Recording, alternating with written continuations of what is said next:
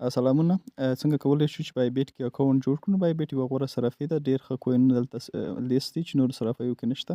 نو پلی سټور ته به راشئ، په آی بیټ به ولیکئ او ډاونلوډ پې کړئ. ما سره اوپن و، ما سره شته. بیا به راشئ ساین اپ باندې به دلته کلیک وکړئ. کله مو چې دلته کلیک وکړ بیا هم همدلته له دې څخه وروسته به بیا راشئ یو ایمیل به ورکړئ. جیمیل یوه خبره ده. له هغې څخه وروسته به یې تاسو یو پاسورډ هم ورکړئ. نو تاسو په دې دویمه خانه کې پاسورډ ورکړئ. له دې څخه وروسته موږ تاسو لومړی موږ سره جیمیل مو ورکړه، دوم مو پاسورډ ورکړئ، یو بل څه چې ریفرال کوډ ورته وایي هغه هم باید موږ دلته اضافه کړو. ګورئ دغه شي باندې به تاسو کلیک وکړئ. دلته کله مو چې دلته کلیک وکړئ یوه خانه تاسو ته راځي. دلته به تاسو دغه ریفرال کوډ چې اوس تاسو ته په سکرین باندې ښکاره کیږي همدغه کوډ ورکړئ. کله مو چې دا کوډ ورکړه بیا به راشئ ساین اپ باندې به کلیک وکړئ.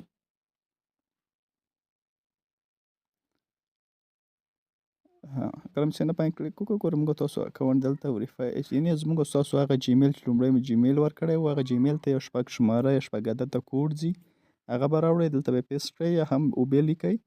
موږ دپاره دلته کوډ راغی ماته، زه به دا کافي کړمه. کافي کېده پیسټ کېده نه بیا همداسې ولیکئ دا ۳ اته نوي شپږدېرش چې دی دا به زه راشم هلته بیا وګورمه. دلته ما ولیکه دا ورته. کله مو چې ولیکه یو تاییدیه واخیسته زموږ سره وشو. دلته زموږ تاسو ویلکم ټو بای بیټ، نو بای بیټ ته موږ داخل شو. فقط د دې وریفای پاتې ده، موږ تاسو باید خپل اکاونټ وریفای کړو. نو دا هم اسانه ده. دلته به تاسو راشئ دغه وریفای نو باندې به کلیک وکړئ. له دې وروسته تاسو راشئ تاسو دغسې اکاونټ خالي بای بیټ راوړي. له دې څخه وروسته تاسو باید که دغه څه راوغوښته نیکسټ یې کړئ یا هم سکیپ کړئ، مشکل نشته. له دې څخه وروسته زه به دا هم سکیپ کړمه.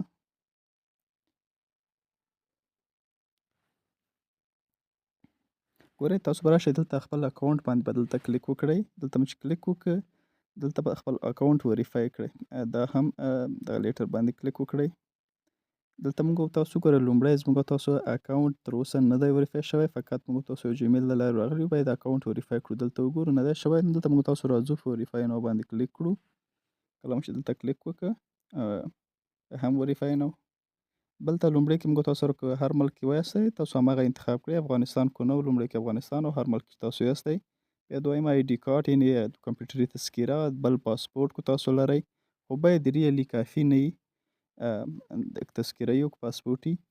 له هغې څخه به موږ سره دلته تذکیره ده په همدې آی ډي باندې مو کلیک وکړه. دلته باید زه دوه تصویرونه یو د تذکیرې مخ او بل د تذکیرې شا عکس دواړه دلته باید ورکړمه.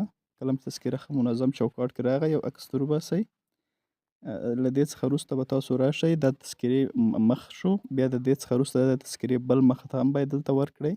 فقط د یو څه پاتې شو چې هغه تذکیره چې کومه تذکیره تاسو دلته ورکړې وه د همغه شخص به موبایل ځان ته مخامخ ونیسئ. دا ځای ځان دپاره غوره کړئ چې ستاسو مخ په سمه توګه باندې ښکاره کېږي. فقط ستاسو مخ وریفیکیشن اخلي، موبایل ځان ته مخامخ ونیسئ. کله چې دا واخیسته یو څو دقیقې یو ساعت وروسته به تاسو ته هغه وخت هم چې لیکلي وي چې وریفای نه ده هلته به تاسو ته پیشنهاد باندې ولیکي چې ستاسو اکاونټ وریفای شو. نو دا یو غوره اکسچینج دی. کوشش وکړئ اکاونټونه پکې جوړ کړئ.